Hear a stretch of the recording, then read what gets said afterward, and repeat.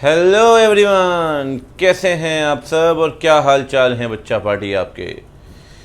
तो आज LLP revision हम करने वाले हैं, ठीक है। और इसमें कंप्लीट एलएलपी एक्ट 2008 हम रिवाइज करेंगे। तो ये बहुत सारे स्टूडेंट्स के लिए रेलिवेंट है। This is relevant for the students of CA foundation, CA में इंटरमीडिएट, ठीक है। तो कंप्लीट एलएलपी एक्ट इसी सेशन में रिवाइज कर लेंगे, कोई दिक्कत नहीं है, ठीक है। तो और भी हमने चीज़ें रिवाइज कराई हुई हैं, अगर आप देखेंगे यूट्यूब चैनल पे तो बच्चे ज़्यादातर पूछते हैं जब ये कोई लेक्चर देखते हैं कि सर सेल और कॉन्ट्रैक्ट इन सब का भी रिवीजन कराया है। आप यूट्यूब चैनल पे देखेंगे तो आपको मिल जाएगा, इवन डिस्क्रिप्शन सेक्शन में हम बता भी देंगे, इसके लिंक्स भी शेयर कर देंगे, ठीक है। तो बिना कोई देरी के शुरू करते हैं भाई एलएलपी एक्ट का रिवीजन, ठीक है। देखिए, एलएलपी के आने से पहले कंपनी थी और पार्टनरशिप थे, दो मेजर फॉर्म थे, कंपनी और पार्टनरशिप। लेकिन कंपनी के अपने एडवांटेज थे, अपने डिसएडवांटेज। कंपनी का सबसे बड़ा एडवांटेज क्या है कि लिमिटेड लायबिलिटी होगी, जो मेंबर की लायबिलिटी होगी वो होगी लिमिटेड।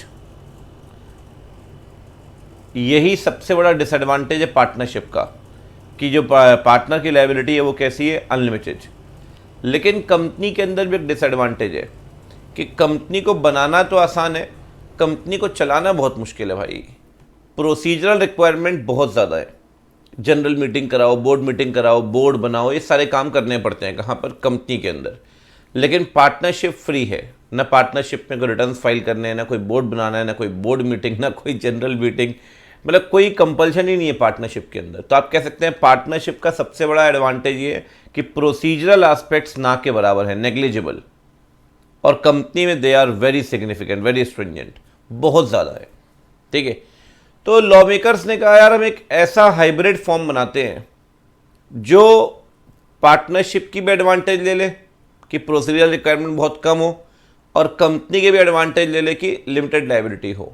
तो एक हाइब्रिड फॉर्म बनाया गया जिसका नाम है लिमिटेड लायबिलिटी पार्टनरशिप। तो एलएलपी को बनाया गया और एलएलपी के अंदर दोनों के एडवांटेज डाल दिए, पार्टनरशिप के भी और कंपनी के भी। अब अगर एलएलपी की बात करें तो LLP is a hybrid form, दोनों का। हाइब्रिड फॉर्म किसका है बच्चे? This is a hybrid form of company as well as partnership, ठीक है। तो इन दोनों को मिलाकर, इन दोनों की अच्छी बातें डालकर एक हमने अलग लीगल स्टेटस तैयार किया जिसका नाम रखा एलएलपी। जहां तक एलएलपी की बात है, एलएलपी के भी अपने कई सारे फीचर्स हैं जो कि कुछ हद तक पार्टनरशिप से मिलेंगे और काफ़ी हद तक कंपनी से। जैसे कि एलएलपी के अंदर पार्टनर की लायबिलिटी लिमिटेड होगी। एलएलपी एक बॉडी कॉर्पोरेट है, मतलब अपने नाम से कॉन्ट्रैक्ट कर सकती है, ठीक है। एक सेपरेट लीगल एंटिटी है, अनलाइक पार्टनरशिप। जैसे कंपनी होती है ना, अपने नाम से कॉन्ट्रैक्ट बना सकती है, अपने नाम से प्रॉपर्टी होल्ड कर सकती है, सेम एलएलपी के साथ भी। LLP is a body corporate, separate legal entity, ठीक है। साथ में पार्टनर आते हैं जाते हैं, पार्टनरशिप डिसॉल्व होती है, याद करिए एडमिशन, रिटायरमेंट, डेथ में। लेकिन एलएलपी परपेचुअल सक्सेशन कैरी करेगी, पार्टनर आए या जाएं, एलएलपी के हेल्थ पे कोई भी फर्क नहीं पड़ने वाला। LLP will be having a perpetual succession, ठीक है। और चौथी बात, जो प्रोसीजर्स हैं वो कंपनी के जैसे लेंदी नहीं है। This is more flexible like a partnership, ठीक है ना। फ्लेक्सिबल मैनेजमेंट स्ट्रक्चर है। तो दोनों के एडवांटेज उठा के यहाँ पे डाल दिए कि पार्टनर की लायबिलिटी लिमिटेड होगी, कि बॉडी कॉर्पोरेट होगी, परपेचुअल सक्सेशन होगा, और जो मैनेजमेंट स्ट्रक्चर है वो फ्लेक्सिबल होगा। तो पार्टनरशिप की अच्छी बातें डाल दी, कंपनी की अच्छी बातें डाल दी, एलएलपी तैयार है, ठीक है। चलिए, तो ये कुछ बेसिक पढ़ा है एलएलपी के बारे में। अभी थोड़ा सा और एक दो एग्जाम्पल देता हूँ, फिर हम सेक्शंस के साथ चलेंगे। अब हमने बेसिक पढ़ लिया है, ठीक है। देखिए, एलएलपी की थोड़ी बात करते हैं, समझना इस एग्जाम्पल, क्योंकि ये एग्जाम्पल अगर आप समझ लेंगे तो बहुत इजी तरीके से आगे चीज़ें हो जाएंगी। एलएलपी अगर आप बनाते हैं तो उसमें दो पार्टनर होने चाहिए कम से कम। ए और बी हमने पार्टनर बनाया, और भी लोग हो सकते हैं, सी को बना लिया, डी को बना लिया, ई को बना लिया, आरआईएल को बना लिया, मतलब बॉडी कॉर्पोरेट पार्टनर बन सकता है। हाँ, मतलब एलएलपी में पार्टनर कौन बनेगा? या तो इंडिविजुअल या बॉडी कॉर्पोरेट, दोनों बन सकते हैं पार्टनर, कोई दिक्कत नहीं है। इंडिविजुअल भी पार्टनर बन सकता है, बॉडी कॉर्पोरेट भी पार्टनर बन सकता है, ठीक है। थोड़ा बात करते हैं ए और बी की। सर कुल मिला के इस एलएलपी में कितने पार्टनर हो गए, 1 2 3 4 5 6 पार्टनर, ठीक है। कहता है सर 2 पार्टनर होने चाहिए, यहाँ पे 6 हैं, बहुत अच्छी बात है। और कह रहे हैं उसमें से जो 6 पार्टनर्स हैं उनमें से 2 डेजिग्नेटेड पार्टनर होंगे। डेजिग्नेटेड पार्टनर का मतलब है जो सारे काम एलएलपी ने करने हैं वो डेजिग्नेटेड पार्टनर करेगा, जो सारे कंप्लायंसेस एलएलपी ने करने हैं वो डीपी ने करने हैं, जो रिटर्न्स एलएलपी ने फाइल करने हैं वो डीपी करेगा। अगर नहीं करता तो जो पेनल्टी एलएलपी पे लगनी है वो डीपी पे लगेगी। तो एलएलपी के सारे काम डीपी करेगा, अन्यथा एलएलपी पे लगने वाली पेनल्टी किस पे लगेगी, डीपी पे। तो 2 डेजिग्नेटेड पार्टनर होने चाहिए, ध्यान रखना ये मैंडेटरी है, ठीक है ना, 2 डेजिग्नेटेड पार्टनर।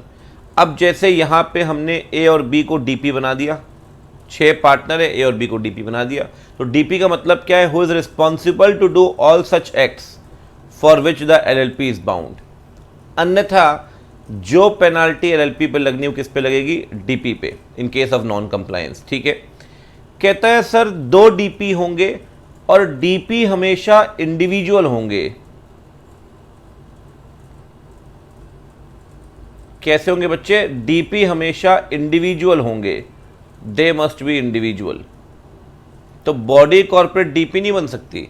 कहता है बॉडी कॉर्पोरेट डीपी खुद नहीं बन सकती, आरआईएल किसी एलएलपी के अंदर खुद डीपी नहीं बनेगी, हाँ अपना रिप्रेजेंटेटिव रख सकती है, मतलब इसका रिप्रेजेंटेटिव जो होगा वो डीपी बन सकता है, ठीक है ना। जैसे ये एग्जांपल दिया मैंने कि ये एलएलपी है, ठीक है, इसमें 3 पार्टनर है मान लेते हैं और तीनों बॉडी कॉर्पोरेट हैं, रिलायंस, टाटा स्टील और इन्फोसिस। तो फिर क्या करें सर, क्योंकि इंडिविजुअल तो कोई भी नहीं है, तीनों ही बॉडी कॉर्पोरेट है। तो कहता है आरआईएल भी अपना नॉमिनी इंडिविजुअल आदमी को रखेगा, ये भी रखेगा, जो इनके रिप्रेजेंटेटिव होंगे या नॉमिनी होंगे वो डीपी बन जाएंगे, ठीक है ना। बात आ रही है समझ में। अगर इंडिविजुअल पार्टनर खुद हुए तो इंडिविजुअल पार्टनर डीपी बन जाएंगे, अगर बॉडी कॉर्पोरेट है तो वो अपने नॉमिनी या रिप्रेजेंटेटिव को क्या बनाएगा, डीपी। बॉडी कॉर्पोरेट खुद कभी भी डीपी नहीं बन सकता, इतना क्लियर है। तो दोनों का इंडिविजुअल होना ज़रूरी है। और कहता है दोनों में से कोई एक डीपी कम से कम रेसिडेंट ऑफ इंडिया होना चाहिए। क्या होना चाहिए, कम से कम रेसिडेंट ऑफ इंडिया, दोनों में से एक डीपी। 182 दिन की लिमिट थी, 120 दिन की बात हो रही है, ठीक है, तो उस पर हम आगे बात करेंगे। रेसिडेंट ऑफ इंडिया होना चाहिए, दोनों में से एक डीपी, ठीक है जी। चलिए एक बात और ध्यान रखिए, दोनों के पास ही डीपीआईएन होना ज़रूरी है। डीपीआईएन का मतलब डेजिग्नेटेड पार्टनर आइडेंटिफिकेशन नंबर। अगर आप डीपी बनना चाहते हैं तो आपके पास डीपीआईएन होना चाहिए। ठीक वैसे ही एलएलपी के पास भी एलएलपीआईएन होना चाहिए, ठीक है। अच्छा एक बात बताओ, बाकी पार्टनर के पास कोई आईएन की ज़रूरत नहीं, आइडेंटिफिकेशन नंबर की ना। बाकी जो सी डी ई हैं इनको कोई आइडेंटिफिकेशन नंबर की ज़रूरत नहीं है, ये बॉडी कॉर्पोरेट को भी कोई आइडेंटिफिकेशन नंबर की ज़रूरत नहीं है, ठीक है भाई। आइडेंटिफिकेशन नंबर चाहिए डीपी को और एलएलपी को, एलएलपी का एलएलपीआईएन और डीपी का डीपीआईएन, ठीक है जी। चलिए तो जितने भी हमने ये पूरी एग्जाम्पल पढ़ा, अब देखो कितने सारे सेक्शन हमने निपटा दिए हैं। देखते हैं एक तरफ से, ये है 5 6 7 8 9 10, ठीक है। देखिए क्या कहता है, कहता है कम से कम 2 पार्टनर होने चाहिए, सेक्शन 6 में लिखा है, ठीक है। वो पार्टनर या तो इंडिविजुअल होंगे या बॉडी कॉर्पोरेट, ठीक है, कोई दिक्कत नहीं है। सेक्शन 5 क्या कहता है, सेक्शन 5 कहता है जी इंडिविजुअल कुछ लोग नहीं बन पाएंगे पार्टनर। अनसाउंड माइंड, बहुत बढ़िया। इंसॉल्वेंट, बहुत ही बढ़िया। वो पर्सन जो सॉल्वेंट है लेकिन इनसॉल्वेंसी की एप्लीकेशन फाइल कर चुका है कोर्ट में और एप्लीकेशन पेंडिंग है उसकी, है तो सॉल्वेंट अभी लेकिन एप्लीकेशन दी और एप्लीकेशन इज स्टिल पेंडिंग, वो भी नहीं बन पाएगा क्योंकि देर सवेर उसने इंसॉल्वेंट तो बनना ही है। तो कहता है 2 पार्टनर बनेंगे, इंडिविजुअल या बॉडी कॉर्पोरेट। इंडिविजुअल में 3 लोग डिस्क्वालीफाइड है, unsound mind, insolvent, solvent person जिसकी एप्लीकेशन पेंडिंग है, ठीक है, इंसॉल्वेंसी की। कहता है साथ में 2 डीपी भी होंगे, सेक्शन 7 में लिखा हुआ है, कोई दिक्कत नहीं है। डीपी या तो इंडिविजुअल होगा जैसा कि मैंने आपको बताया, या होगा नॉमिनी ऑफ बॉडी कॉर्पोरेट। ठीक है भाई, इंडिविजुअल होगा या होगा नॉमिनी ऑफ बॉडी कॉर्पोरेट। ठीक है, साथ में कहता है कि one of the DP must be resident of India. दो डीपी में से एक जो है वो इंडिया का रेसिडेंट होना जरूरी है। पहले लिमिट थी 182 दिन की, अब लिमिट 120 दिन हो चुकी है। बहुत सारी जगहों पे नोटिफाइड है, बहुत सारी जगहों पे नोटिफाइड नहीं है। ठीक है ना, तो आप दोनों ही लिख सकते हैं, कोई दिक्कत नहीं है कि earlier the limit was 182 days, now 120। ठीक है, चलिए, ये पिछले एक साल में कम से कम 182 दिन आपको इंडिया में गुजारने, तभी रेसिडेंट माना जाएगा। ठीक है ना, in the preceding 1 year 182 days India में। कहता है साथ में डीपी के पास आइडेंटिफिकेशन नंबर होना चाहिए, डीपीआईएन। कहाँ कहता है? सेक्शन 7। ठीक है, सेक्शन 8 क्या कहता है सर? जो मैंने आपको स्टार्टिंग में बताया, सेक्शन 8 कहता है कि डीपी को वो सारे काम करने पड़ेंगे जिसके लिए एलएलपी बाउंड है, अन्यथा डीपी के ऊपर वो सारी पेनाल्टीज लगेंगी जो एलएलपी के ऊपर लगनी है।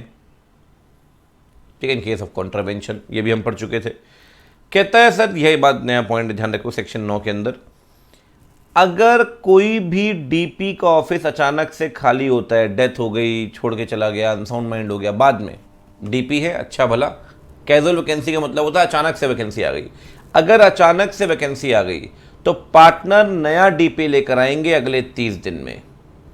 Partner will appoint new DP in the next 30 days. अगर 30 दिन में नया डीपी नहीं लेकर आए, अदरवाइज अगर 30 दिन में नया डीपी नहीं लेकर आए तो 30 दिन के बाद सारे पार्टनर्स को डीपी मान लिया जाएगा। All the partners will be considered as GP. ठीक है, तो अगर कोई डीपी की डेथ हो गई, कोई छोड़ के चला गया, ठीक है, अनसाउंड माइंड हो गया, परमानेंटली इनकैपेबल हो गया, इंसॉल्वेंट हो गया, तो 30 दिन में नया डीपी लाओ। नहीं लाते तो 31वें दिन, 31st डे, सारे पार्टनर डीपी मान लिए जाएंगे। ठीक है, साथ में अगर कोई भी डीपी चेंज होता है तो आप इस बारे में सीजी को बताइए अगले 30 दिन में। ठीक है, in case of change in DP, ये भी ठीक है। चलिए, तो ये हो गए भाई 5, 7, 8, 9। ठीक है, 6 कहता है 2 पार्टनर होने चाहिए, 5 कहता है ये उसकी क्वालिफिकेशन है, 7 कहता है 2 डीपी होने चाहिए, 7 कहता है 1 रेसिडेंट ऑफ इंडिया होना चाहिए, 7 कहता है आइडेंटिफिकेशन नंबर होना चाहिए, 8 कहता है सारे काम आप करोगे, अदरवाइज पेनाल्टी भी आप ही भुगतोगे, 9 कहता है कैजुअल वैकेंसी 30 दिन के अंदर भरो, नहीं भरते तो सारे पार्टनर डीपी मान लिए जाएंगे। ठीक है जी, बहुत बढ़िया। चलिए, सेक्शन 10 कहता है पेनाल्टी। कहता है अगर आपने सेक्शन 7 तोड़ा, कौन सा पॉइंट? 2 और 3 पढ़ते हो जरा। 2 और 3 क्या कहता है? 2 कहता है 2 डीपी होने चाहिए, 1 रेसिडेंट होना चाहिए। ठीक है, अगर 2 डीपी नहीं है और उसमें से 1 रेसिडेंट नहीं है, 10,000 से 5 लाख की पेनाल्टी है। 10,000 से 5 लाख की पेनाल्टी है। ठीक है ना, और 4, 5, 6 और 7, बहुत बढ़िया, 7, 8, 9, 4, 5, 6 और 7, तो बाकी सारे पॉइंट आ गए भाई। डीपीआईएन होना चाहिए, ये काम करोगे, अदरवाइज वैकेंसी फिल करेंगे आप 30 दिन के अंदर, अदरवाइज यहाँ पे अगर नाम चेंज होता है तो फिर सीजी को बताएंगे। 4, 5, 6, 7, 10,000 से 1 लाख की पेनल्टी है। 2 और 3, 10,000 से 5 लाख, डीपी और 2 डीपी होने चाहिए और रेसिडेंट होना चाहिए 1, 10,000 से 5 लाख, बाकी केसेस 10,000 से 1 लाख। ठीक है, चलिए अब आगे बढ़ते हैं, बात करते हैं एलएलपी के इनकॉर्पोरेशन की। कहते हैं सर आपने अगर एलएलपी बनानी है तो कम से कम 2 लोग होने चाहिए आपके पास, एटलीस्ट 2, मिनिमम 2। हम पढ़ भी रहे थे इससे पहले भी 2 पार्टनर होने चाहिए, मिनिमम 2 जो डीपी बनाना चाहते हैं। डीपी बनाएंगे बिजनेस करने के लिए, ध्यान रखिए, और जो बिजनेस होगा वो होना चाहिए लॉफुल और प्रॉफिट मेकिंग। चैरिटेबल, सोशल और रिलीजियस कॉज के लिए डीपी नहीं, एलएलपी नहीं बना सकते। चैरिटेबल, सोशल, रिलीजियस कॉज के लिए डीपी नहीं बन सकते, एलएलपी नहीं बन सकती। आपका जो ऑब्जेक्टिव है वो लॉफुल प्लस प्रॉफिट मेकिंग दोनों होना चाहिए। तो पार्टनर मिनिमम 2 एलएलपी बनाने के लिए तैयार होंगे, बिजनेस करेंगे लॉफुल और प्रॉफिट मेकिंग। ये क्या करेंगे बच्चों? ये रजिस्ट्रार के पास जाएंगे। कौन से स्टेट के?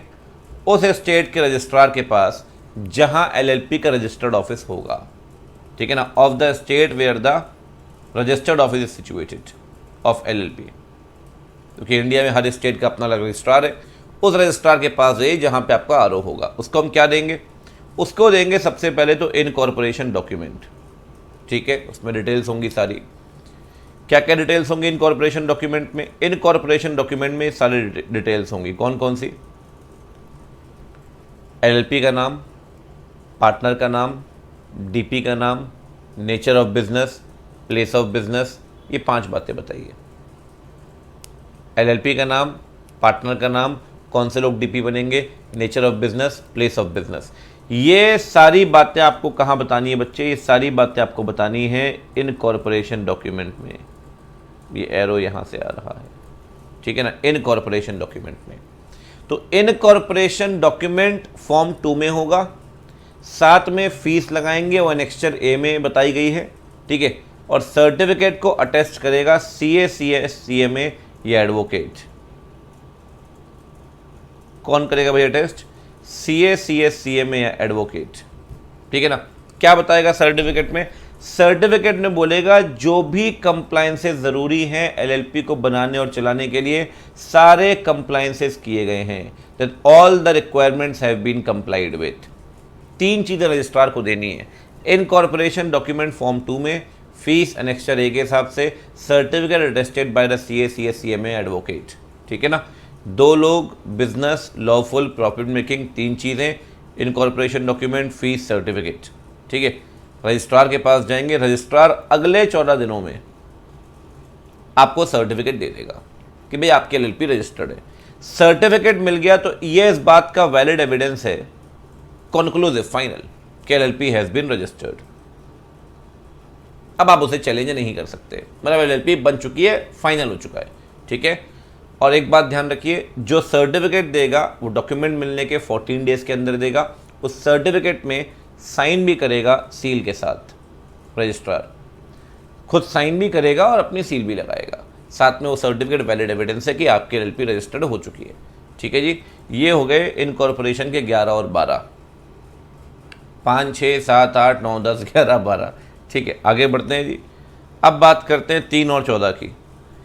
3 और 14 क्या कहते हैं? फीचर्स की बात करते हैं, काफ़ी कुछ तो हम इसमें से पढ़ चुके हैं, ठीक है। कहते हैं LLP बॉडी कॉर्पोरेट, बिल्कुल ठीक बात है, वो सेपरेट लीगल एंटिटी है, अपने पार्टनर से अलग है, ठीक है। और बताइए, LLP परपेचुअल सक्सेशन कैरी करेगी, बिल्कुल ठीक बात है, पार्टनर आए या जाएं उसकी हेल्थ पे फ़र्क नहीं पड़ेगा, ठीक है। LLP अपने नाम से कॉन्ट्रैक्ट कर सकती है, कोई दिक्कत नहीं है सर, बिल्कुल करना भी चाहिए। LLP अपने नाम से प्रॉपर्टी खरीद सकती है, होल्ड कर सकती है, बेच भी सकती है।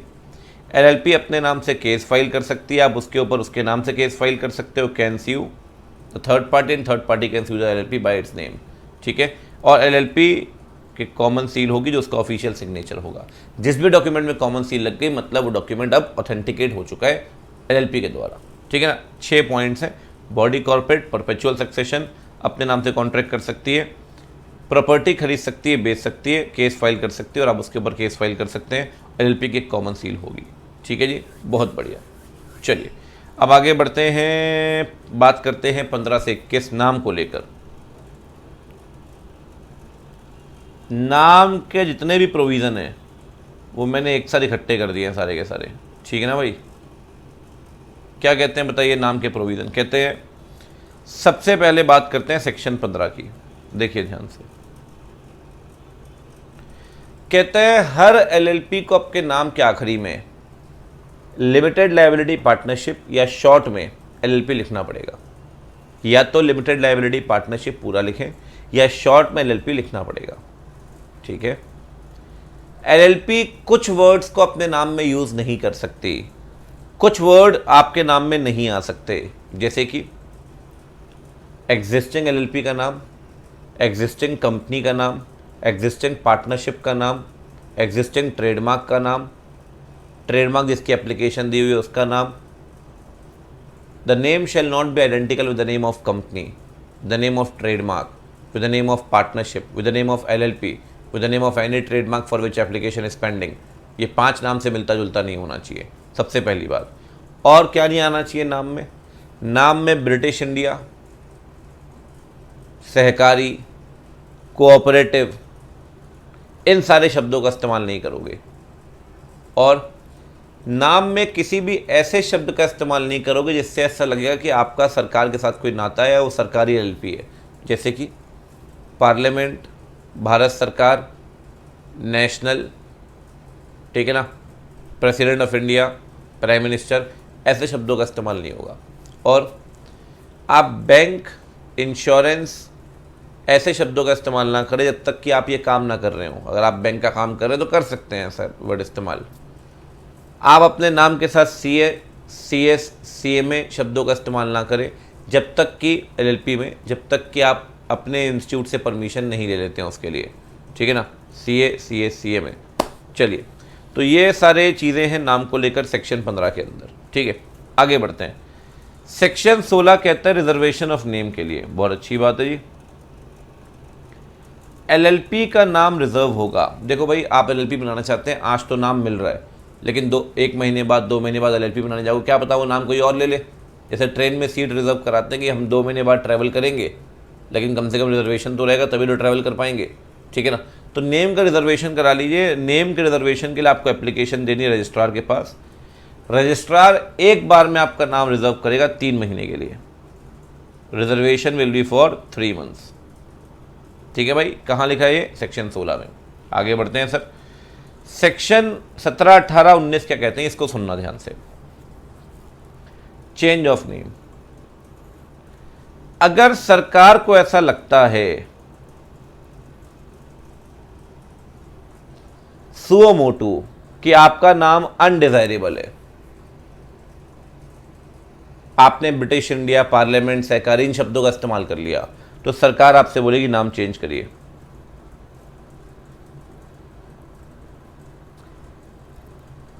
अगर आप फिर भी नाम चेंज नहीं करते तो एलएलपी के लिए, अगर फिर भी आपने नाम चेंज नहीं किया तो एलएलपी के लिए 10,000 से 5 लाख की पेनल्टी, डीपी 10,000 से 1 लाख, 10,000 से 5 लाख, 10,000 से 1 लाख। एक काम करना, एलएलपी के चैप्टर में एक पेज लेना और उसके ऊपर लिख देना पेनाल्टीज़। जितनी पेनाल्टी सबको एक जगह लिख देना, टेंशन ही खत्म। कन्फ्यूज़न हो तो कन्फ्यूज़न को दूर कर लो, टेंशन वाली क्या बात है, ठीक है। अगर सरकार को ऐसा लगता है कि आपका नाम ठीक नहीं, आपको बोलेगी नाम ठीक करिए, आप नाम ठीक करें तो ठीक है, वरना पेनाल्टी भुगतनी पड़ेगी। अच्छा, फॉर एग्जाम्पल आपने नाम रख लिया मिलते जुलते ट्रेडमार्क से, आपने नाम रख लिया फॉर एग्जाम्पल बिस्लरी के नाम से, ठीक है जी। अब बिस्लरी के नाम से अब आपने एलएलपी बना ली, तो बिस्लरी ट्रेडमार्क है और पानी में सबसे पुराना ट्रेडमार्क है, तो बिस्लरी के जो ट्रेडमार्क ओनर है ना, वो सरकार के पास जाएगा। वो बोलेगा सरकार देखो क्या हो रहा है आपके राज में, मैं तो इतने साल पुराना बिस्लरी ट्रेडमार्क होल्ड करके बैठा हूँ, 1969 लिखा हुआ है, बताओ 2022 चल रहा है, ठीक है। अब इतने साल पुराना ट्रेडमार्क है और आज इसने एलएलपी बना ली छोरे ने, आप इसको बोलो अपने एलएलपी का नाम चेंज करे, तो आप जाइए, कोई दिक्कत नहीं है। अगर आपने एप्लीकेशन दी है तो सीजी आपके बोलने पर भी नाम चेंज करवाएगी। या तो सुओ मोटू का मतलब होता है अपनी इच्छा से, या ट्रेडमार्क ओनर के बोलने पर। ट्रेडमार्क ओनर कब तक बोल सकता है? जिस दिन नई एलएलपी बनी होगी उसके 24 महीने के अंदर। अरे यार कट नहीं है, वो एक्चुअली हाईलाइट कर रहा था मैं। जिस दिन नई एलएलपी बनी होगी उसके 24 महीने के अंदर वो जाएगा और बोलेगा सरकार इसको बोलो अपना नाम चेंज करने के लिए, ठीक है ना। सरकार सुओ मोटू 17-18 में, ट्रेडमार्क ओनर के बोलने पर 18 में, और अगर एलएलपी खुद अपना नाम चेंज करना चाहे तो सेक्शन 19 में। सरकार सुओ मोटू 17 में, किसी के बोलने पर 18 में, और एलएलपी खुद करेगी तो 19 में, ठीक है। बहुत बढ़िया। देखो जी, आप एलएलपी, लिमिटेड लायबिलिटी पार्टनरशिप, इन शब्दों का इस्तेमाल तभी करेंगे जब आप एलएलपी के तौर पे रजिस्टर्ड होंगे। ऑब्वियस सी बात है भाई, जो कंपनी रजिस्टर्ड नहीं है वो लिमिटेड प्राइवेट लिमिटेड कैसे यूज़ कर सकती है। ठीक वैसे अगर आप एलएलपी के तौर पे रजिस्टर्ड नहीं तो फिर आप एलएलपी वर्ड का इस्तेमाल नहीं कर सकते। अगर आप एलएलपी के तौर पे रजिस्टर्ड नहीं हैं फिर भी आप एलएलपी वर्ड का इस्तेमाल कर रहे हैं, any person who is not registered as LLP under this act, और अगर फिर भी वो LLP शब्द का इस्तेमाल कर रही है, using the words LLP, they can not use, if using 50,000 से 5 लाख की पेनल्टी है। एलएलपी के तौर पर रजिस्टर्ड नहीं और एलपी वर्ड इस्तेमाल नहीं करोगे और किया तो ये पेनाल्टी है। Section 20 penalty for improper use. अच्छा, आप एलएलपी के तौर पर रजिस्टर्ड हो, आपको बताना ज़रूरी है 4 बातें हर एक ऑफिशियल डॉक्यूमेंट में, लेटर हेड में, हर एक इनवॉइस, हर एक जगह पे 4 बातें कौन कौन सी? फर्म का नाम, आरओ का एड्रेस, फर्म का रजिस्ट्रेशन नंबर और ये फैक्ट कि पार्टनर की लायबिलिटी लिमिटेड है। 4 बातें बताइए। फर्म का नाम, आरओ का एड्रेस, फर्म का रजिस्ट्रेशन नंबर, ये फैक्ट कि पार्टनर की लायबिलिटी लिमिटेड है। ये हर इनवॉइस, हर लेटर हेड में बताना पड़ेगा, नहीं तो 2000 से 25,000 की पेनाल्टी है।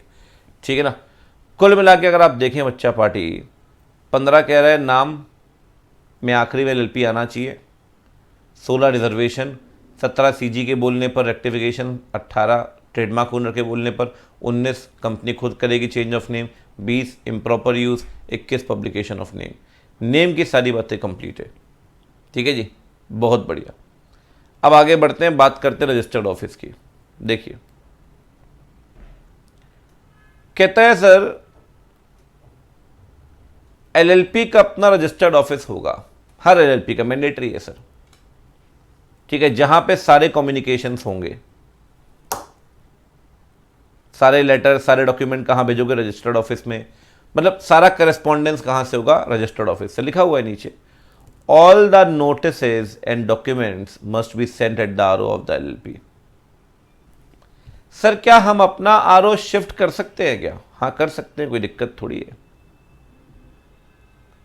आरओ शिफ्ट करेंगे तो with in the state, outside the state. भाई लखनऊ से कानपुर जाना है, यूपी के अंदर ही है, लेकिन लखनऊ से इंदौर जाना है, यूपी से एमपी। तो पहले बात करते हैं लखनऊ से कानपुर की, with in UP, with in the same state. अगर आपको सेम स्टेट में जाना है तो 2 चीज़ें करनी पड़ेंगी, सिंपल सी बात है। एक तो कंसेंट ऑफ द पार्टनर और दूसरा फाइलिंग विद रजिस्ट्रार। 2 चीज़ें। कितने पार्टनर से पूछें सर? जितने एग्रीमेंट में दिया है, और एग्रीमेंट में कुछ भी नहीं दिया तो सारे पार्टनर से। एग्रीमेंट कह रहा है मेजोरिटी से पूछ लो, 1/3 से पूछ लो, 2/3 से पूछ लो। एग्रीमेंट में कुछ भी नहीं दिया, सारे पार्टनर से पूछो। तो अगर आपको शिफ्ट करना है RO with in the state, partner से पूछिए जितने एग्रीमेंट में दिए गए, नहीं तो सारे पार्टनर से। साथ में फॉर्म नंबर 15 में अगले 30 दिन के अंदर आरओ रजिस्ट्रार के पास फाइलिंग करिए। पार्टनर से पूछिए, रजिस्ट्रार के पास फाइलिंग करिए, बस 2 ही काम करने हैं। लेकिन अगर स्टेट से बाहर चले गए तो सबसे ज़्यादा टेंशन में आता है क्रेडिटर, जिसने आपसे पैसे लेने हैं। ठीक है, वहाँ पे 2 और रिक्वायरमेंट है। एक है पब्लिक नोटिस की, क्योंकि आप स्टेट से बाहर जा रहे हो, सबको बताओगे यार ये बात, और सिक्योर्ड क्रेडिटर के कंसेंट की, कि भाई आपको तो दिक्कत नहीं है, हम अपना रजिस्टर्ड ऑफिस शिफ्ट कर रहे हैं, आपको तो कोई इशू नहीं है। तो ये बात आपको ध्यान रखनी पड़ेगी। एक तो सिक्योर्ड क्रेडिटर से पूछना है और दूसरा है पब्लिक नोटिस देना है। तो सर वहाँ 2 ही रिक्वायरमेंट है, नहीं 2+2, मतलब ये 2 वहाँ भी रहेंगी, कंसेंट वाली और फाइलिंग वाली। 2 और पॉइंट ऐड हो जाएंगे। 2 पॉइंट कौन से? एक तो सिक्योर्ड क्रेडिटर से पूछना पड़ेगा और एक पब्लिक नोटिस देना पड़ेगा, इंग्लिश और वर्नाकुलर में, 21 दिन पहले फाइलिंग से, एटलीस्ट 21 डेज बिफोर फाइलिंग। मतलब स्टेट के अंदर किया तो 2 रिक्वायरमेंट, कंसेंट और फाइलिंग। स्टेट से बाहर किया तो 4 requirement, consent of the partner, consent of secured creditor, public notice, filing with the registrar. 4 requirement. With in the state 2, outside state 4। 4 मतलब 2+2, 2 तो सेम है ही, +2 public notice, secured of the creditor, consent of the creditor. ठीक है ना। चलिए ये भी हो गया जी, एकदम मस्त तरीके से निपट रहा है, कोई दिक्कत नहीं है। आधे घंटे हुए और कितने सेक्शन हो गए आप देखो। ठीक है, incoming and outgoing of the partner in LLP, बहुत बढ़िया। पार्टनर कैसे आएंगे और कैसे जाएंगे ये भी ठीक है, और कौन से लोग पार्टनर बन पाएंगे। देखो जी, सबसे पहले बात करते हैं 22 की। देखो जी, मैं आपको बताता हूँ क्या होता है। एलिजिबिलिटी टू बिकम पार्टनर, जब आप LLP बनाते हैं तो इनकॉर्पोरेशन डॉक्यूमेंट में लिख देते हैं कि ये हमारे पार्टनर्स होंगे। आपने लिख दिया ए और बी का नाम कि ए और बी हमारे पार्टनर्स होंगे, तो होंगे। LLP शुरू होती है, अपना काम शुरू करती है, तो बाद में भी नए पार्टनर ऐड कर सकते हो ना, CDEFGHIJ। तो दो तरीके से पार्टनर आएंगे। एक तो वो जिनका नाम इनकॉर्पोरेशन डॉक्यूमेंट में लिखा होगा फाउंडर पार्टनर्स, फाउंडर पार्टनर, जैसे LLP बनेगी तुरंत पार्टनर बन जाएंगे, ठीक है ना। They will become partner on the incorporation of LLP। तो क्या सिर्फ वही पार्टनर रहेंगे, नए पार्टनर नहीं आएंगे? बिल्कुल आएंगे सर, नया पार्टनर भी आ सकता है, कोई दिक्कत नहीं। Any person can become partner. वो नया पार्टनर कैसे आएगा? एग्रीमेंट के हिसाब से। एग्रीमेंट कहता है मेजोरिटी ऑफ द पार्टनर से पूछो, जिससे पूछना है पूछो। अगर एग्रीमेंट कुछ भी नहीं कहता तो सारे पार्टनर से पूछ कर, मतलब जिनका नाम इनकॉर्पोरेशन डॉक्यूमेंट में लिखा है, इनकॉर्पोरेशन डॉक्यूमेंट में, वो इनकॉर्पोरेशन होते ही पार्टनर बन जाएंगे और बाद में भी नए पार्टनर आते रहेंगे एग्रीमेंट के हिसाब से। एग्रीमेंट कुछ नहीं कहता तो फिर सारे पार्टनर से पूछकर, ठीक है। अच्छा एक बात बताइए सर, सेक्शन 23 के अंदर राइट ड्यूटीज़ की बात हो रही, राइट ड्यूटीज़ कहाँ दी गई है? एग्रीमेंट के अंदर दी गई होंगी। अगर LLP एग्रीमेंट के अंदर राइट ड्यूटीज़ दी हैं तो LLP एग्रीमेंट वाली राइट ड्यूटीज़ आपके पास रहेंगी। अगर LLP एग्रीमेंट के अंदर कोई भी राइट ड्यूटी नहीं दी तो एक्ट के अंदर जो राइट ड्यूटी दी गई है वो आप पूरी करोगे। तो राइट ड्यूटी सबसे पहले तो लिखा हुआ है LLP एग्रीमेंट। अगर LLP एग्रीमेंट में कुछ नहीं दिया तो LLP एक्ट। अच्छा LLP एग्रीमेंट क्या होता है? LLP बनाने से पहले एक एग्रीमेंट बनाते हैं, उसे बोलते हैं LLP एग्रीमेंट। LLP डीड भी कहते हैं कई बार, ठीक है। तो ये हो गया भाई 22 इनकॉर्पोरेशन डॉक्यूमेंट में नाम लिखा है, वो पार्टनर बनेंगे, नए पार्टनर आते रहेंगे। 23 क्या कह रहा है? ठीक है, ठीक। 23 कह रहा है 23 कि भाई जो राइट ड्यूटीज़ हैं वो कौन डिसाइड करेगा, ठीक है, बिल्कुल सही बात है। या तो LLP एग्रीमेंट या तो फिर LLP एक्ट के हिसाब से। चलिए आगे बढ़ते हैं, अगला पॉइंट देखिए।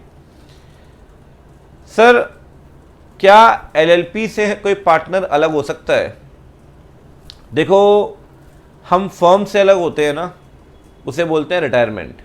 यहाँ रिटायरमेंट शब्द का इस्तेमाल नहीं किया, यहाँ बोला है सेसेशन ऑफ पार्टनरशिप इंटरेस्ट।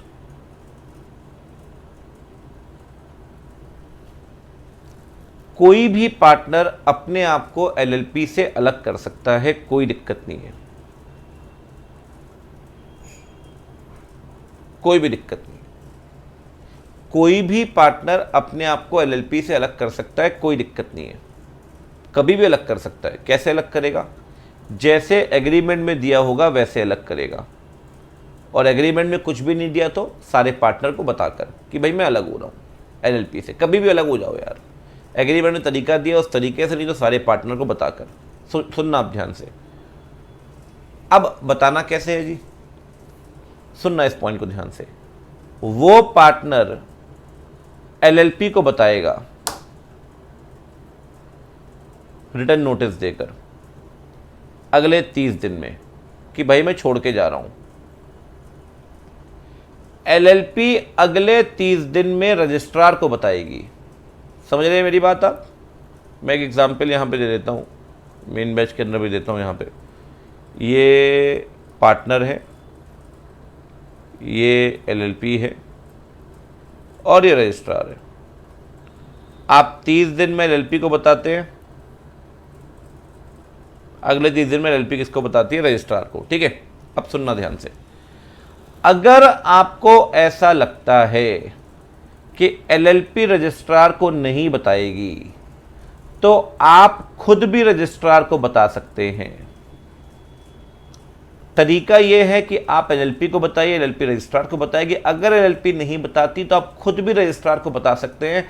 अगर आप रजिस्ट्रार को वहां बताते हैं कि भाई मैं फर्म से अलग, LLP से अलग हो रहा हूं, तो रजिस्ट्रार एक नोटिस देगा LLP को कि भाई आपका एक पार्टनर अलग हो रहा है, उसका नोटिस मेरे पास आया है, क्या आपको पता है इस बारे में? कोई ऑब्जेक्शन रेज करना है आपने? LLP ऑब्जेक्शन रेज कर सकती है। अगर LLP ऑब्जेक्शन रेज नहीं करती तो फिर वो अलग हो जाएगा पार्टनर, ठीक है। ठीक है ना, वो नोटिस देगा एलएलपी को कि भाई आपके पार्टनर का एक नोटिस आया है मुझे, ठीक है ना, समझना। अगर पार्टनर को ऐसा लगता है, if the partner is of the opinion कि एलएलपी रजिस्ट्रार को नहीं बताएगी, तो पार्टनर खुद बता देगा किसको, रजिस्ट्रार को, और रजिस्ट्रार उस केस में नोटिस देगा एलएलपी को कि भाई आपका पार्टनर मेरे पास आया है, कह रहा है कि वो अलग हो रहा है, आपको पता है इस बारे में। वो नोटिस देगा और एलएलपी 15 दिन के अंदर ऑब्जेक्शन रेज कर सकती है कि नहीं जी झूठ बोल रहा है, वो तो बचना चाह रहा है लायबिलिटी से, ऐसा वैसा उसने किया है फ्रॉड। 15 दिन के अंदर ऑब्जेक्शन रेज कर सकती है। अगर 15 दिन में कोई भी ऑब्जेक्शन नहीं आया तो एलएलपी के साइलेंस को एक्सेप्टेंस मान लेंगे, ठीक है ना, मतलब वहां पे वो पार्टनर अलग हो जाएगा। तो बड़ा सिंपल तरीका है भाई, ये एग्जाम्पल ध्यान रखना। पार्टनर एलएलपी को बताएगा, एलएलपी रजिस्ट्रार को बताएगी। अगर आपको ऐसा लगता है ये नहीं बताएगी तो आप खुद बता दीजिए। उस केस में रजिस्ट्रार आपको नोटिस देगा और नोटिस मिलने के बाद ऑब्जेक्शन रेज करेंगे 15 दिन के अंदर। नो ऑब्जेक्शन, डीम्ड अप्रूवल, ठीक है जी। चलो अच्छा, एक बात ध्यान रखिए, जो अलग हो रहा है फॉर्म से, एक्चुअली ऐसे लिखा हुआ है मैंने इस पॉइंट को, ए बी सी और डी, तो ये ए तो हो गया, बी भी हो गया, डी भी हो गया, डी यहां लिख दिया मैंने, सेसेशन ऑफ इंटरेस्ट वाला। बस एक लास्ट पॉइंट बाकी है। जो पार्टनर अलग होगा फर्म से उसे बोलेंगे फॉर्मर पार्टनर। क्या बोलेंगे मेरे बच्चे, फॉर्मर पार्टनर। फॉर्मर पार्टनर, उसकी लायबिलिटी क्या है, जब तक वो पार्टनर था तब तक के सारे एक्ट के लिए वो लायबल होगा फॉर द ट्रांजैक्शन अगर ड्यूरिंग हिज टेन्योर। बिल्कुल ठीक बात है।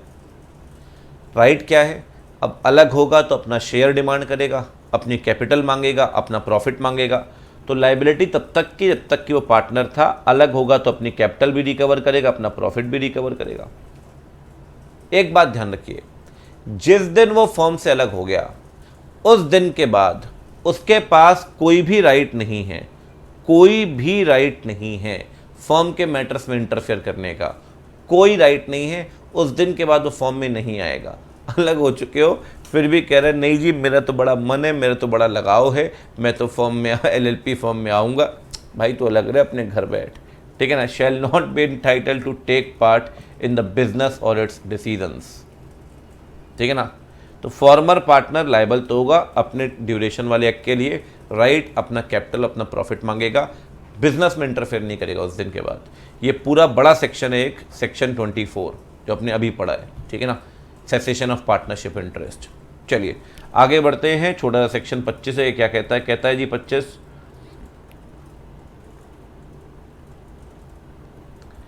अगर पार्टनर के नाम या एड्रेस में कोई भी चेंज है, कोई भी चेंज है, तो आप बताइए एलएलपी को अगले 15 दिन में एड्रेस चेंज हो गया, नाम में एक्स्ट्रा ए ऐड कर लिया, एक्स्ट्रा एन ऐड कर लिया, होता है आजकल तो पता है आपको, ठीक है। आप बताइए एलएलपी को, एलएलपी बताएगी रजिस्ट्रार को अगले 30 दिन में। वैसा ही पॉइंट है पिछले वाले जैसा, वहाँ 30 दिन में एलएलपी को बता रहे थे, अगले 30 दिन में रजिस्ट्रार को। यहाँ 15 दिन में एलएलपी को बताएंगे, वो अगले 30 दिन में रजिस्ट्रार को। नहीं बताते तो पेनल्टी लगेगी 2000 से 25,000 की, ठीक है ना। ये डी वाला पॉइंट इसके साथ था अगर आपको याद हो, सेसेशन के साथ, ठीक है, इस वाले के साथ, ठीक है जी।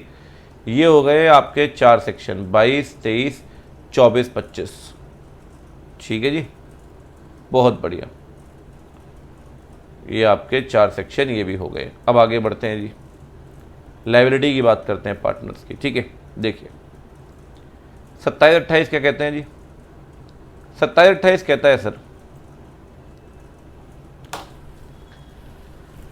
अगर किसी भी पार्टनर ने अपनी अथॉरिटी के बियॉन्ड जाकर काम किया, जिसके भाई एक पार्टनर 1 लाख के गुड्स बेच सकता है, ये अथॉरिटी है हर पार्टनर के पास, लेकिन आपने 8 लाख के गुड्स बेच दिए, अथॉरिटी के बियॉन्ड है, ये बात थर्ड पार्टी को पता है, तो बेटा ना एलएलपी लायबल होगी और ना ही अदर पार्टनर्स लायबल होंगे। लायबल होगा वही डिफॉल्टिंग पार्टनर जिसने 8 लाख के गुड्स बेच दिए आपको 1 लाख की अथॉरिटी होने के बाद। ठीक है ना। तो then that particular partner will be liable to third party, neither the LLP nor the other partners will be liable।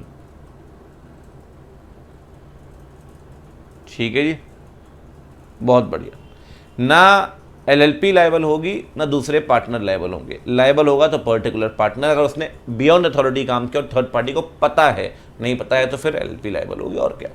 चलिए जी आगे बढ़ते हैं। पार्टनर बाय एस्टॉपेल, बिल्कुल सिंपल सा पॉइंट है। अगर कोई पार्टनर नहीं है लेकिन अपने आप को एज अ पार्टनर बता रहा है, ये आपने पार्टनरशिप में भी पढ़ा होगा। कोई पार्टनर नहीं है लेकिन अपने आप को एज अ पार्टनर बता रहा है और थर्ड पार्टी ने उसकी बात पे भरोसा करके LLP के साथ ट्रांजैक्शन कर लिया, तो उस ट्रांजैक्शन के लिए जैसे बाकी पार्टनर लायबल है वैसे वो पर्सन भी लायबल होगा।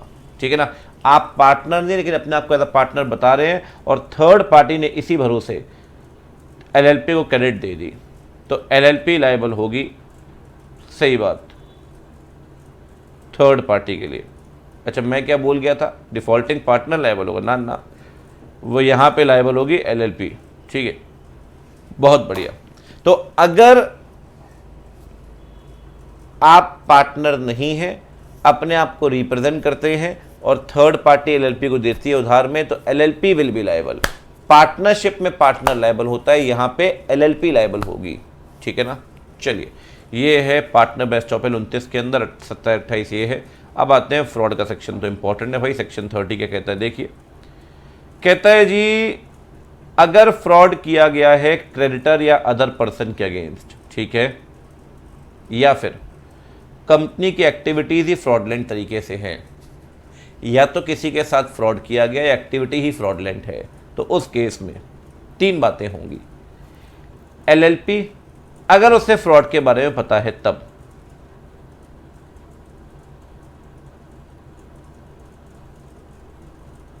पता है तब, और पार्टनर अगर वो फ्रॉड में इन्वॉल्व हैं तब। मतलब डिफॉल्टिंग लोग ही लायबल हैं यार। किस लिए लायबल है? ये लायबल है सबसे पहले तो जो भी फ्रॉड किया है आपने, पैसा रीपे करने के लिए, जिसके साथ फ्रॉड किया उसे लॉस कंपेंसेट करने के लिए, और पेनल्टी 2 साल तक की जेल है, 50,000 से 5 लाख का पेनल्टी है। ठीक है ना। पैसा रीपे करिए, लॉस कंपेंसेट करिए। लॉस जब कंपेंसेट करेंगे कोई भी लाइबिलिटी में लिमिट नहीं होगी, ध्यान रखिए, there will be unlimited liability.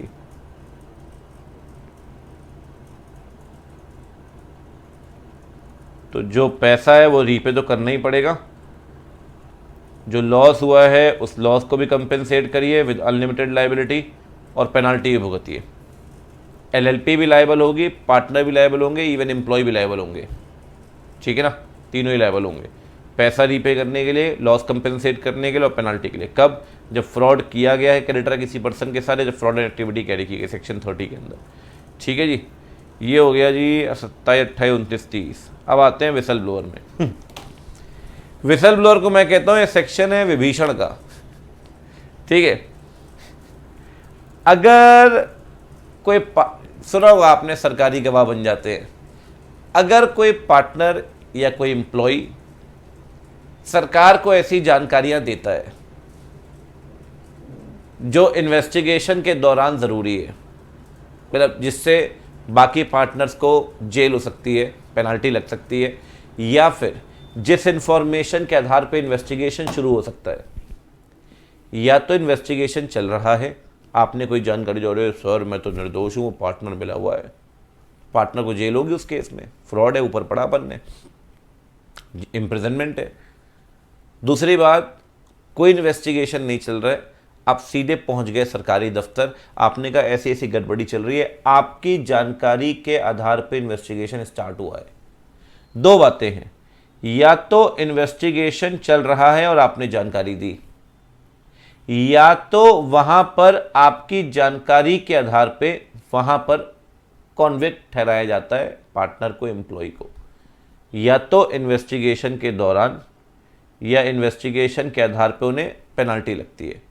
तो जो आप हो, जो जानकारियां दे रहे हो, सही मायने में विभीषण आप हो, अंदर की बातें बता रहे हो, या तो सरकार, क्योंकि पार्टनर तो आप भी हो, एम्प्लॉय तो आप भी हो, आप पे लगने वाली पेनाल्टी वेव ऑफ कर देगी या तो रिड्यूस कर देगी, ठीक है ना, या तो पूरी पेनाल्टी खत्म कर देगी या कम कर देगी। Then the liability of that partner employ will be reduced और वेव्ड ऑफ, या तो खत्म या कम। समझ रहे हो? आपकी जानकारी के आधार पे पेनाल्टी लगी उन लोगों पे, या आपने जानकारी दी इन्वेस्टिगेशन के दौरान, तो आप पे लगने वाली पेनाल्टी तो कम हो जाएगी या ख़त्म हो जाएगी। सरकारी गवाह बन गए एक तरीके से आप। ठीक है जी, ये हो गया आपका 31। आगे बढ़ते हैं 34 35 क्या कहता है जी? कहता है सर हर कंपनी को बुक्स ऑफ अकाउंट्स बनानी है, हर एलएलपी को बुक्स ऑफ अकाउंट्स बनानी है। प्रिंसिपल डबल एंट्री मैंडेटरी है, यहां पे एक्रूवल मैंडेटरी नहीं है, कैश भी चल सकता है। जब कंपनी पढ़ोगे ना 128 कंपनी एक्ट में लिखा हुआ है अगले पड़ाव में, तो वहां पे 128 में लिखा हुआ है कि कंपनी की बुक्स तो एक्रूवल बेसिस पे बनेंगी, लेकिन एलपी के लिए एग्जेम्पशन दिया या तो कैश या एक्रूवल, लेकिन डबल एंट्री सिस्टम ज़रूरी है। ठीक है ना? साथ में जो भी बुक्स आपने बनाई हैं इसे 8 साल तक संभाल के रखिए, फॉर द नेक्स्ट 8 ईयर्स। ठीक है, फॉर द नेक्स्ट 8 ईयर्स। तो ये कहानी है जी, कोई दिक्कत नहीं है। ठीक है, तो यहाँ पे ध्यान रखिए। ठीक है, प्रिंसिपल कैश या एक्रूवल डबल एंट्री बेसिस 8 साल तक संभाल के रखनी है। साथ में हर एलएलपी को statements of account and solvency SOAS file करना पड़ता है, हर एलएलपी के लिए ज़रूरी है। कब फाइल करेंगे? साल खत्म हो गया, 6 महीने खत्म हो गए, अगले 30 दिन में। हाँ, साल खत्म हो गया, 6 महीने खत्म हो गए, अगले 30 दिन में। With in 30 days from the expiry of 6 महीने from the end of financial year. It is like ये साल खत्म हुआ, ये 6 महीने खत्म हुए, और ये अगले 30 दिन में फाइलिंग करेंगे आप। इस दौरान फाइलिंग होगी, 6 महीने से पहले भी नहीं हो सकती। साल खत्म हुआ, 6 महीने खत्म हुए, अगले 30 दिन में फाइलिंग करेंगे रजिस्ट्रार के पास, फॉर्म नंबर 8 में साइन करेगा डीपी फॉर्म 8 में। ये है एसओएएस। एक होता है एनुअल रिटर्न, ये एनुअल रिटर्न फॉर्म 11 में जाएगा साल खत्म होने के 60 दिन के अंदर। फॉर्म नंबर 11 में साल खत्म होने के 60 दिन के अंदर। ठीक है, विद इन 60 डेज, साल खत्म होने के 60 दिन के अंदर फॉर्म नंबर 11 में एनुअल रिटर्न। एसओएएस फॉर्म 8 साल खत्म, 6 महीने खत्म, अगले 30 दिन में। एनुअल रिटर्न साल खत्म, अगले 60 दिन में। हर एलएलपी को अपने अकाउंट्स की ऑडिट करवानी है। 2 एग्जेम्पशंस हैं यहां पे, एक्सेप्ट वो एलएलपी जिसका turnover does not exceed 40 lakh, या फिर जहां पार्टनर का contribution does not exceed 25 lakh. इन दोनों केस में एग्जेम्पशन है। ठीक है जी। अदरवाइज हर एलपी को अपने अकाउंट्स की ऑडिट करवानी पड़ेगी। टर्नओवर अगर 40 लाख से ऊपर नहीं तो आप एग्जेम्प्टेड है, और आपका कंट्रीब्यूशन पार्टनर का 25 लाख से ऊपर नहीं तो आप एग्जेम्प्टेड है। अदरवाइज आपको ऑडिट करवानी पड़ेगी। ठीक है ना? चलिए, तो मैंने बताई हैं आपको बुक्स ऑफ अकाउंट्स, संभाल के रखिए 8 साल तक। डबल एंट्री, कैश और एक्रूवल। एसओएएस साल खत्म, 6 महीने अगले 30 दिन में फॉर्म नंबर 8। एनुअल रिटर्न साल खत्म, अगले 60 दिन में फॉर्म नंबर 11। ऑडिट करवानी ज़रूरी है। 2 एग्जेम्प्टेड हैं, कंट्रीब्यूशन 25, टर्नओवर 40, और पेनाल्टी अगर आप नहीं मानते तो एलएलपी के ऊपर 25,000 से 5 लाख, डीपी के ऊपर 10,000 से 1 लाख। पेनाल्टी नोट कर लेना, एक ही बार याद हो जाएगी, कोई दिक्कत नहीं है। ठीक है जी, ये हो गया 34 35। अब आगे बात करते हैं वाइंडिंग अप की। देखो जी, वाइंडिंग अपना वॉलेंटरी भी हो सकता है, और वाइंडिंग अप एनसीएलटी के बोलने पे भी हो सकता है, मैंडेटरी कंपलसरी वाइंडिंग अप। देखो, आप खुद ही अपनी एलएलपी वाउंड अप कर लो यार, कौन मना कर रहा है आपको? कौन मना कर रहा है? एलएलपी वाउंड अप कर लो, उसमें क्या दिक्कत है? लेकिन कई बार एनसीएलटी मैंडेटरली आपकी एलएलपी वाइंड अप करता है, मैंडेटरली। कब? 6 ग्राउंड है, बांटो दो 7। जब एलएलपी खुद एनसीएलटी के पास जाती, कहती बंद कर दो, तो बंद कर देगा। जब क्रेडिटर की उधारियां नहीं दे पाओगे तो बंद हो जाएगी। जब पार्टनर 2 से कम हैं और 6 महीने के अंदर भी आपने 2 पार्टनर नहीं किए, तो 6 महीने के बाद एनसीएलटी आपके एलएलपी बंद कर सकता है। बिल्कुल ठीक बात है। 3 पॉइंट हो चुके हैं। जब एलएलपी खुद बोलेगी तब, जब क्रेडिटर्स की उधारी नहीं दोगे तब, जब पार्टनर लेस देन 2 है फॉर मोर देन 6 मंथ्स तब, जब आपकी एलएलपी इंडिया के इंटीग्रिटी और सॉवरेनिटी के अगेंस्ट काम कर रही है, जब आपकी LLP against the security of state काम कर रही है, दंगे फैलाना ये सब काम कर रही है, तब 5 पॉइंट हो चुके हैं। छठवां, अगर आपने 5 साल तक SOAS जो पढ़कर आए हो अभी आप, या फिर एनुअल रिटर्न फाइल नहीं किया लगातार 5 साल तक, तो 6वें साल आपकी एलएलपी बंद कर देगा एनसीएलटी। ठीक है ना, बहुत बढ़िया। और लास्ट पॉइंट है जस्ट एन इक्विटेबल ग्राउंड। जब एनसीएलटी को लगता है कि वाइंडिंग अप ही एकमात्र रास्ता है और यही सबके बेनिफिट में होगा, घाटा में है, फ्रॉड भी चल रहा है, सारी चीज़ें हो रही हैं, बंद कर दो। एलएलपी खुद बोलेगी बंद करना है, बंद कर दो। लेस देन 2 है, 6 महीने से ऊपर तक, बंद कर दो। एलएलपी उधारी नहीं दे पाएगी, बंद कर दो। अफेक्ट करेगी इंटीग्रिटी एंड सॉवरेनिटी, बंद कर दो। सिक्योरिटी ऑफ स्टेट, बंद कर दो। एनुअल रिटर्न और SOAS फाइल नहीं किया 5 साल तक, बंद कर दो। जस्ट एन इक्विटेबल ग्राउंड, बंद कर दो। 7 ग्राउंड पे एनसीएलटी बंद कर सकता है आपके एलएलपी को, वाइंडिंग अप। ठीक है जी, तो लगभग हम एलएलपी एक्ट कंप्लीट कर चुके हैं। बस छोटे मोटे 2-4 मिसलेनियस प्रोविजंस हैं, उसे एक बार फटाफट से देख लेते हैं। ठीक है, चलिए जल्दी जल्दी से क्या कहता है। सबसे पहले ई फाइलिंग डॉक्यूमेंट्स क्या कहता है भाई, ये सेक्शन 68 के अंदर मिसलेनियस प्रोविजंस हैं। ठीक है, कहता है सर जो भी डॉक्यूमेंट आपने फाइल करना ना, आप देख के आ रहे हो SOAS, एनुअल रिटर्न, रिटर्न देना है, पार्टनर की डिटेल में चेंज हुआ वो बताओ, बताना तो बहुत बार पड़ता है। कह रहा है जो भी चीज़ें फाइल करनी है इलेक्ट्रॉनिकली फाइल कर सकते हैं, कोई दिक्कत नहीं है। इलेक्ट्रॉनिकली फाइल करेंगे, साइन कैसे करेंगे, डिजिटल सिग्नेचर। तो सर वैलिड होगा ये, जैसे एक नॉर्मल पेपर डॉक्यूमेंट वैलिड है वैसे ये भी वैलिड होगा। It is valid in the court, it is admissible as evidence. Court में इसे एविडेंस के तौर पे ट्रीट किया जाएगा। तो सर फिर रजिस्ट्रार भी जो सर्टिफिकेट देता है वो भी ऑनलाइन डिजिटल दे सकता है? हाँ दे सकता है, क्या दिक्कत है, अपना डिजिटल सिग्नेचर करके, तो वो भी एडमिसिबल होगा। हाँ वो भी एडमिसिबल होगा। तो हम भी दे सकते हैं, वो भी दे सकता है, हम भी साइन करेंगे, वो भी साइन करेगा। हमारे डॉक्यूमेंट भी एडमिसिबल है, उसका रजिस्ट्रेशन सर्टिफिकेट भी एडमिसिबल है। ठीक है, ख़त्म हो गया और क्या। ठीक है, चलिए। अच्छा, कंपनीज एक्ट लगा सकते हैं एलएलपी पे? लगता है सर, वाइंडिंग अप के प्रोसीजर्स लगते हैं। कहता है सर देखो एलएलपी एक्ट जब आया 2008 में, तब 1956 वाला एक्ट था, तो एलएलपी एक्ट में आज भी 1956 लिखा हुआ है, लेकिन सही मायने में अब क्या हो चुका है, 2013। कहता है कंपनीज एक्ट 2013 लगा सकते हैं एलएलपी के ऊपर, या तो एज इट इज, ठीक है ना, बिल्कुल लगाइए, कोई दिक्कत नहीं है। अब वहां पे जब आप लगाएंगे कंपनीज एक्ट को, तो सरकार नोटिफिकेशन देगी, ऑब्वियस सी बात है कि भाई हमने कंपनीज एक्ट के ये प्रोविजन लगाने हैं, कि वाइंडिंग अप का प्रोविजन लगना है, कि एमलगमेशन का जो भी प्रोविजन लगना है हमने बताना है आपने।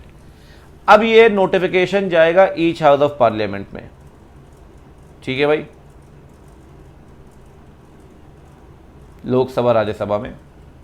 कब तक प्रेजेंट रखेंगे? 30 दिन तक। अगर इस बार 15 ही दिन थे तो फिर अगले सेशन में रखिए। सत्र होते हैं, आपको पता है, मॉनसून सेशन, बजट सेशन, ठीक है, विंटर सेशन। तो प्रेजेंट करिए 30 दिन तक, या तो एक सेशन में या उससे ऊपर वाले सेशन में, कॉन्जिक्यूटिव होने चाहिए वो सेशंस। अब आप पार्लियामेंट लेकर गए कि जी हमने कंपनीज एक्ट लगाना है, सेशंस में आप लेकर गए, पार्लियामेंट या तो एग्री करेगी कि ठीक है भाई लगा दो, कोई दिक्कत नहीं है, या तो पार्लियामेंट कह सकती है कुछ मॉडिफिकेशंस करो, तो मॉडिफिकेशंस के साथ एप्लीकेबल होंगे कि भाई सारे मत लगाओ, वाइंडिंग अप वाले लगा दो, एमलगमेशन वाले मत लगाओ।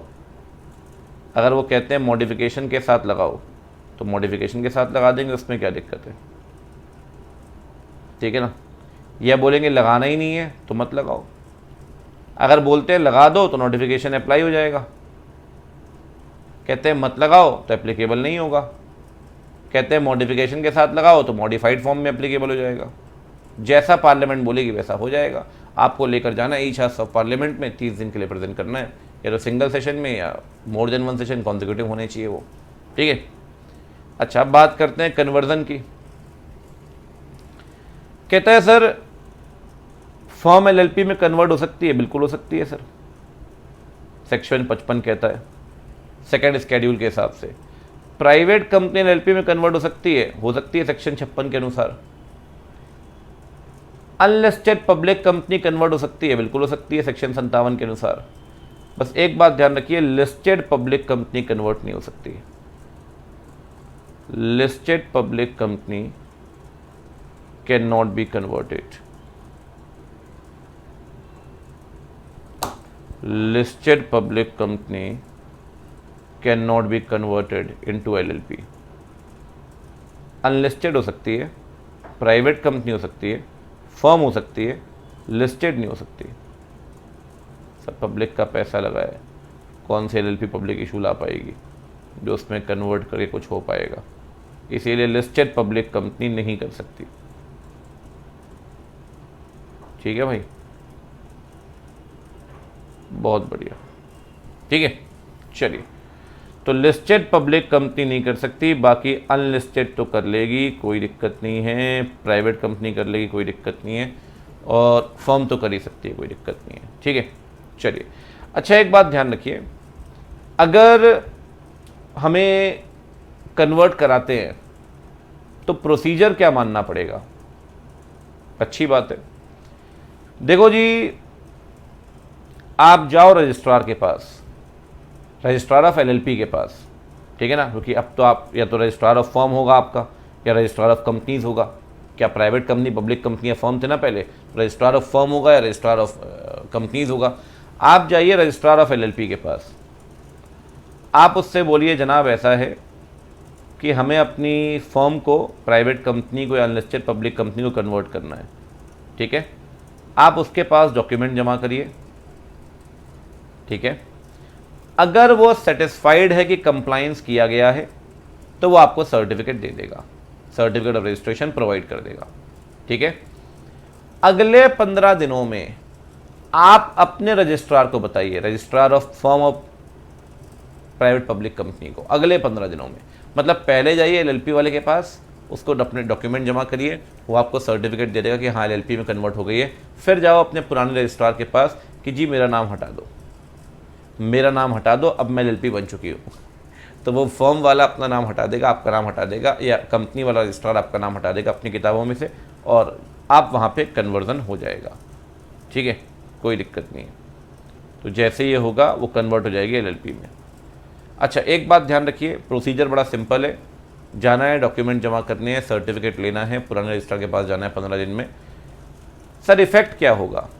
बहुत सिंपल सा इफेक्ट है जी, अगर फर्म कन्वर्ट हो गई या प्राइवेट पब्लिक कंपनी कन्वर्ट हो गई तो सारी एसेट एलएलपी की एसेट बन जाएंगी, सारी लायबिलिटी एलएलपी की लायबिलिटी हो जाएंगी, जो सारे पेंडिंग केसेस फर्म या कंपनी में चल रहे होंगे वो अब एलएलपी के अगेंस्ट चलेंगे, एलएलपी को सर्टिफिकेट ऑफ रजिस्ट्रेशन दे दोगे आप, और अल्टीमेटली जो पुरानी फर्म या प्राइवेट पब्लिक कंपनी है वो डिज़ोल्व हो जाएगी, क्योंकि अब एलएलपी बन चुकी है ना, तो पुरानी वाली वो डिज़ोल्व हो जाएगी, ठीक है। तो एलएलपी का जो नाम है उस नाम पे सर्टिफिकेट मिलेगा, सारी प्रॉपर्टी एलएलपी की बन जाएंगी, मूवेबल हो इमूवेबल हो, टेंजिबल हो इंटेंजिबल हो, सारी लायबिलिटी प्रिविलेज सब एलएलपी को मिल जाएंगे, और प्राइवेट कंपनी या फर्म जो भी है वो डिज़ोल्व हो जाएगी पुरानी वाली, ठीक है। सर्टिफिकेट मिल जाएगा, पुरानी डिज़ोल्व, सारी प्रॉपर्टी आपकी, सारे प्रिविलेज, सारी लायबिलिटीज़ आपकी, ठीक है। ये हो गया जी कन्वर्जन, बहुत बढ़िया। अब बस आखिरी बचा हुआ है जी डिफरेंस बिटवीन, आपसे पूछता हूँ बताते हुए चलना जल्दी से। पहली बात तो एलएलपी और फर्म का डिफरेंस। एलएलपी पे कौन सा एक्ट लगेगा? LLP act 2008। फर्म पे कौन सा लगेगा? Indian partnership act 1932। बहुत बढ़िया। बॉडी कॉर्पोरेट एलएलपी है, फर्म नहीं। सेपरेट लीगल एंटिटी एलएलपी है, फर्म नहीं। रजिस्ट्रेशन एलएलपी का कंपलसरी है, फर्म का नहीं, नॉट कंपलसरी, करवा सकते हैं लेकिन कंपलसरी नहीं है। परपेचुअल सक्सेशन एलएलपी का है, फर्म का नहीं। नाम में एलएलपी वर्ड लिखना ज़रूरी है और बहुत सारे रेगुलेशन है नाम को लेकर, आइडेंटिकल नहीं होना चाहिए, ये नहीं होना चाहिए, वो नहीं होना चाहिए। यहाँ ऐसे कोई रेगुलेशन नहीं है फर्म को लेकर। लायबिलिटी लिमिटेड होगी पार्टनर की, यहाँ पार्टनर की लायबिलिटी होगी अनलिमिटेड। बहुत बढ़िया। म्यूचुअल एग्री, हाँ म्यूचुअल एजेंसी एलएलपी के अंदर नहीं होती, फर्म के अंदर होती है। डेजिग्नेटेड पार्टनर यहाँ ज़रूरी है, यहाँ ज़रूरी नहीं है। कॉमन सील एलएलपी में बताई गई है, फर्म में कहीं भी कॉमन सील का जिक्र नहीं होता। एनुअल फाइलिंग एलएलपी के अंदर ज़रूरी है, फर्म के अंदर नहीं। इवन और भी कई पॉइंट बन सकते हैं, कोई अंत थोड़ी यार पॉइंट का। ऑडिट यहाँ पर कंपलसरी है, फर्म के अंदर नहीं। बहुत सारे पॉइंट हम बना सकते हैं, फिर भी 10 पॉइंट बना लिए हैं, काफ़ी है, मोर देन सफिशिएंट। अब बात करते हैं एलएलपी और कंपनी की। एलएलपी पे कौन सा एक्ट लगेगा? इस पे लगेगा एलएलपी एक्ट 2008, बहुत बढ़िया। इस पे लगेगा कंपनीज एक्ट 2013, बिल्कुल ठीक बात है। मैनेजमेंट यहाँ डीपी के हाथों में है, यहाँ बोर्ड के हाथों में है। ओनरशिप पार्टनर खुद ही ओनर है एलएलपी के, यहाँ जो ओनर है वो बोर्ड नहीं मेंबर होंगे, बिल्कुल ठीक बात है। नाम में एलएलपी वर्ड आना चाहिए, नाम में लिमिटेड या प्राइवेट लिमिटेड वर्ड आएगा, बहुत बढ़िया सर। मिनिमम लिमिट कितनी ज़रूरी है? मिनिमम लिमिट ज़रूरी है 2 होने चाहिए पार्टनर कंपनी के अंदर, 1 ओपीसी में, 2 प्राइवेट में और 7 पब्लिक कंपनी में। ठीक है, चलिए और क्या पॉइंट आ सकता है जी? लायबिलिटी तो जनरली लिमिटेड ही होती है। मैक्सिमम नंबर बताइए। मैक्सिमम नंबर एलएलपी के अंदर तो कोई लिमिट है नहीं, यहाँ लिमिट है ओपीसी में 1 की लिमिट है, प्राइवेट में 200 की लिमिट है, पब्लिक में कोई लिमिट नहीं है। ठीक है ना जी। बोर्ड ऑफ डायरेक्टर कहाँ बनेगा?